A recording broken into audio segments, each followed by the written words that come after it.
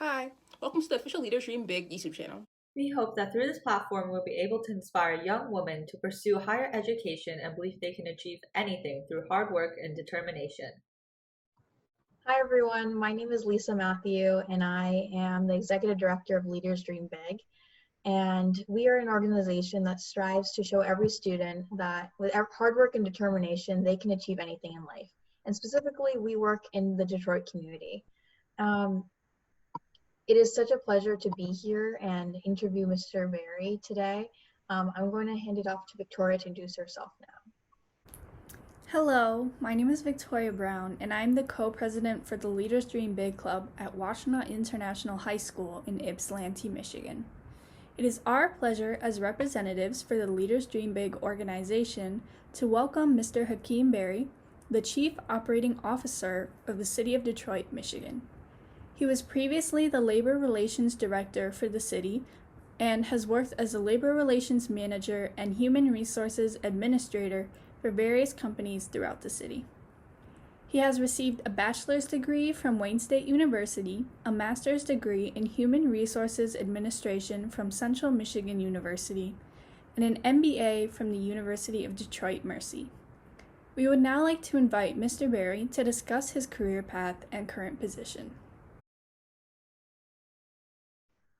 Great. Hakim Berry, I'm the Chief Operating Officer for the City of Detroit. I had a non-traditional path to this role, and growing up in the City of Detroit, I wouldn't say I was the most laser-focused student in the world. I knew that I wanted to do something, but as many of us, my career choices have changed over time.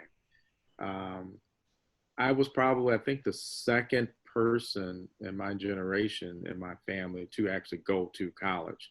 And just an interesting happenstance, I ended up at Wayne State University, which, I was I was accepted to a few different colleges and things, but I was just unsure about going away, being able to financially support myself or rely on the support of my parents. And there was an opportunity at Wayne State that I didn't have to pay for school.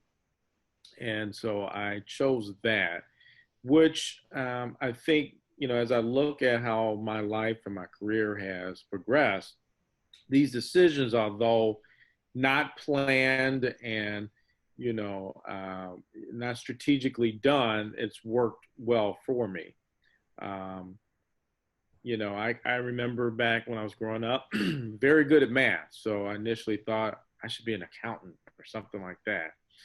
And when I went to Cass Tech High School, and I was also good at music. And so at some point I thought, man, I should be a teacher. I don't think I want to be an accountant. It seems boring.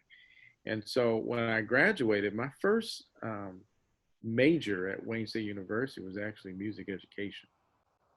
And after about a semester, I realized I was talented, but I wasn't gifted. So music became hard. It was something I enjoyed, but it wasn't something that I was gifted enough to be able to work with others. So I started looking at more secondary education and business administration type of curriculum. And as my, careers and things that I worked with, I ended up in HR because I fell in love with it. It was the first subject that I absolutely loved from A to Z, and it wasn't a struggle for me. And I was just a natural born fit for it. And in particular, it was in labor studies because I did enjoy history, but I found myself in love with labor history and unions and understanding the differences and the labor laws. Those that really excited me. So towards the end of my undergrad, I had an opportunity to work at Chrysler. I was blessed with some family members and a friend of mine who was overhearing a conversation and decided to go apply for a job at what was then Chrysler Corporation. That's when I was headquartered at Highland Park.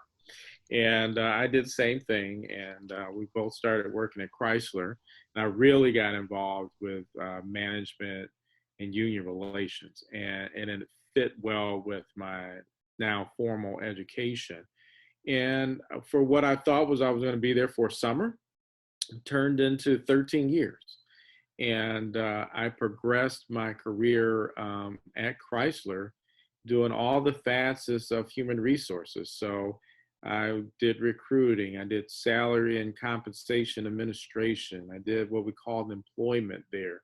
I managed workers' comp and occupational health, primarily was in labor relations and contract negotiations.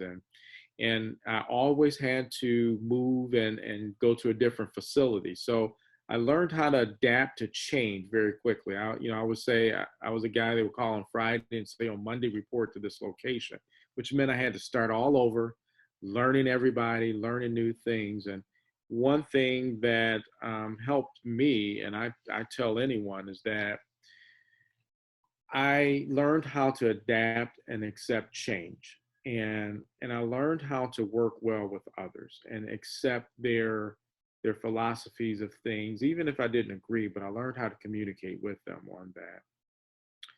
My career progressed at Chrysler into upper management.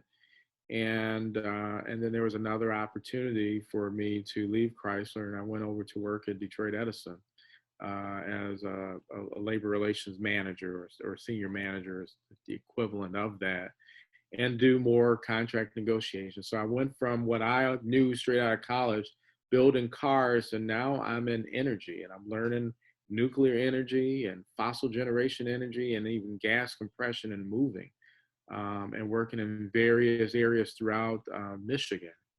And I was there for about 4 years, and the phone rings, recruiters call, and after a few interviews, I was recruited to a higher position as director of labor relations for what was then the Detroit Medical Center. And if you follow Detroit Medical Center, it was bought a couple times, and our current mayor was the CEO at the time I was working at Detroit Medical Center. But my career progressed there. It went from director of labor relations, and then it was corporate director of HR. And when Tenet Healthcare bought us, I became the corporate director of employee and labor relations, and then finally a regional vice president of HR. And I relocated to the East Coast. And at that time, I think I was about 40 or 41, and I had received or achieved what I thought was the peak of my career. So never had I thought I would ever be a vice president of HR. I thought the highest I can get was maybe manager or director, right? But I was blessed and fortunate and made it to, vice president of HR, and for what I thought was relatively a young age. And over a large area, I had 6 states and 22 hospitals, about 33,000 employees that I was responsible for. But in my career and what I learned in human resources, because I loved adapting and understanding people, also did that professionally.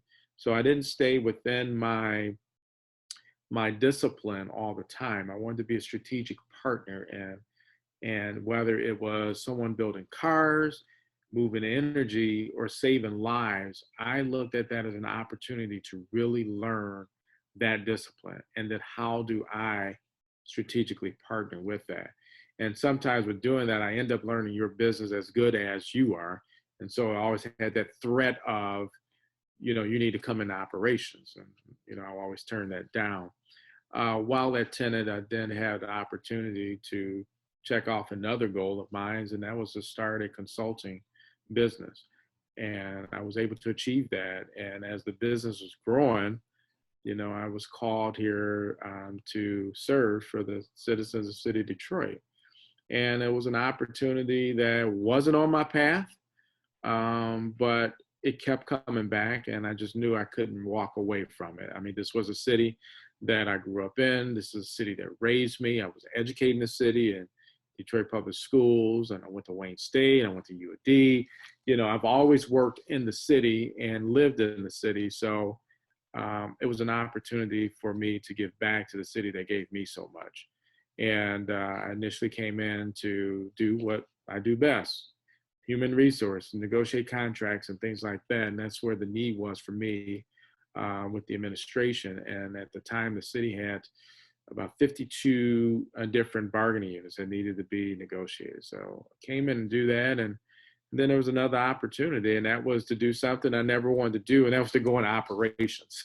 And so now I'm the chief operating officer for the city. And, as I look back, I said there was nothing that I will want to do now than what I'm doing right now. There's nothing else I want to do. This has been a very rewarding job to help those where I can, to push our operations, to just to be the hallmark of services for the residents here. And it's been a fantastic run. Thank you so much for that very informative answer. Our next question for you is, how have aspects of your background, such as your upbringing and being a person of color, affected your perception of leadership? And what advice do you have for students that want to become leaders in their own communities? Well, I was very fortunate that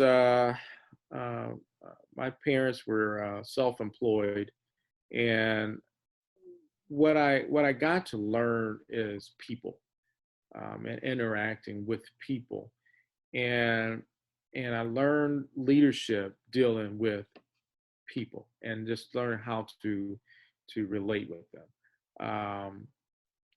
I had great leaders that I was constantly around in my family, in my community, and I believe that a lot of those characteristics rubbed off on me when I was, starting off in my career. I mean, I probably have been a manager of people since I was 23 or 24 years old. And that was, a little bit hard for me. When you start managing people that have more seniority in a company than you are of age, that is a challenge.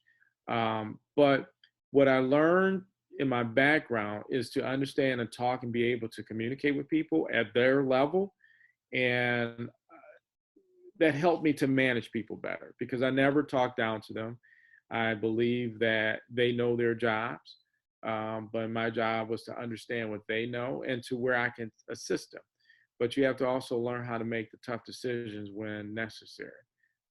And I learned that too in my early career, when, someone that you thought was a great worker and they disappointed you, you had to get to a point where you had to correct their behavior to get them back on track.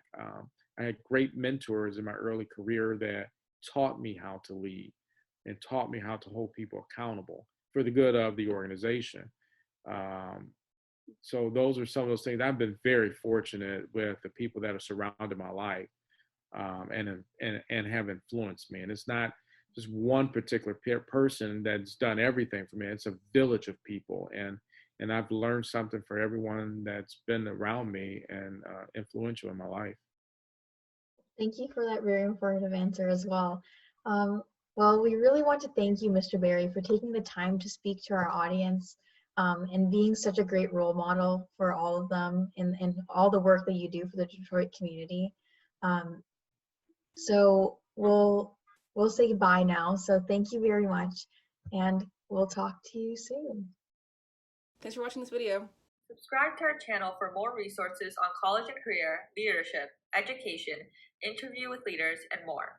Also, follow our other social media pages for updates and upcoming events. Check out our website for some more ways you can get involved in this project and learn some more about who we are and what we do.